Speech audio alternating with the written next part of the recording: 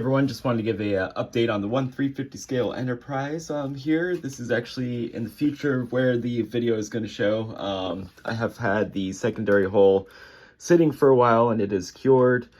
Actually started sanding down all the gaps and things like that. It's going very well. Got the bottom essentially done. Working on the top one right now. Got tons of wires coming everywhere from the rat's nest inside. I'm going to show you in just a second here the front of the warp nacelles, the spinning Bussard collectors. That is completed, so let me show you that. Hi everyone, I hope you're doing well. I've had a pretty productive week. I'm very happy with where I'm at. The latest thing right now is I've got the Bussard collectors and they are up and running. All the electronics are working great. I'm using the Tenna Controls 50th anniversary set that comes with both the light up board and the motors to go in the center between the two. It's a pretty easy to set up. It all fits in the stock parts, so you just have the board, there's a spacer in between the two, and then the motor, then the spinning Bussard collector part, then the outer dome part. It's like, I think it's like 6 parts altogether. You gotta be, the spacer in between the two is very important. I accidentally shorted out and actually fried one of the boards when I put the metal motor against the back of the board by accident, when I was just having fun with it, and it completely fried it, so I had to get it repaired, but everything's working great now. These motors are great just because they're very quiet. I think the microphone's probably making it sound louder than it actually is. It's comparatively, I know the stock lighting kit with from round 2 is, if I remember right, it's a lot louder. This one isn't bad at all.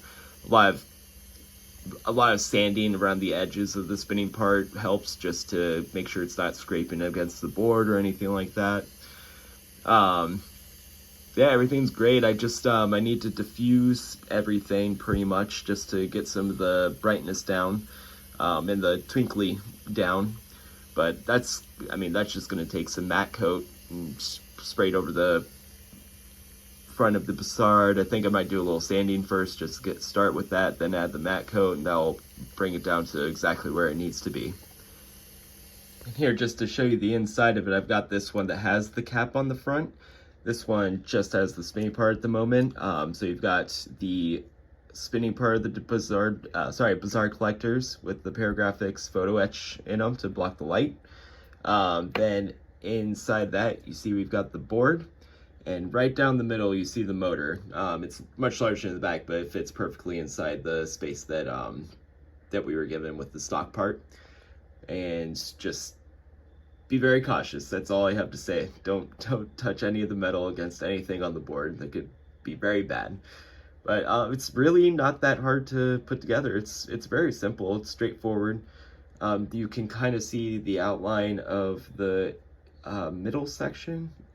I'm not really sure what material it's made of. It's not plastic. It's pretty. It's actually like kind of malleable. It's weird, but that just goes between it, and then right down the center is the little pole that you stick it against. Okay, so I got my nacelle end caps going on right here, which I just showed you. The other thing that's going to be kind of a big deal right now is I've got the secondary hull ready to go, and I am going to close her up. I decided to go with the route of putting the shuttle bay, the neck in, the front deflector dish section, the stand. Decided to do all that on one side, and then use just the other half of the shell and just put it all over that. It seemed like it was a safer route to go with. Plus I can reinforce like the neck with epoxy.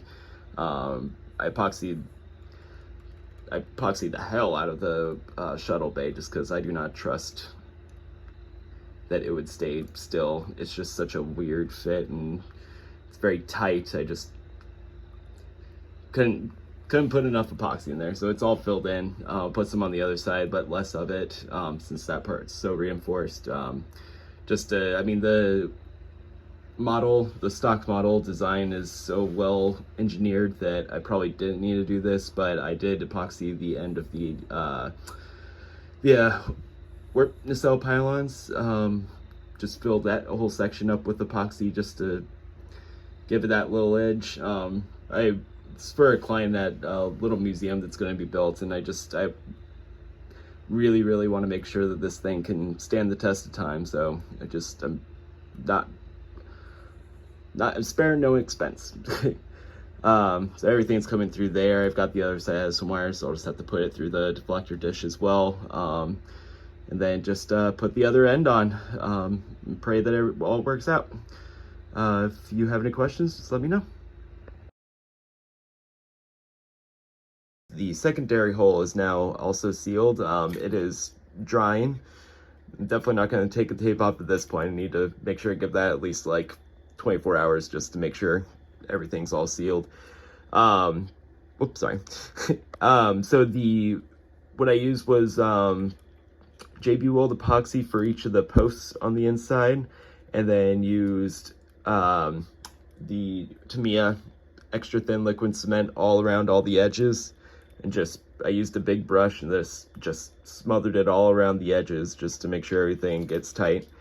All the gaps were pretty good. I think the only section that was a little hard was the end with the shuttle bay. I was kind of figuring that was going to happen, but that's not anything that you can't take care of easily. I'm just going to put a little like splice of sheet styrene down the center right there and fill it in. Boom, everything's good. Everything else, all the other gaps, there's not much. It's just going to take sanding and, actually leveling the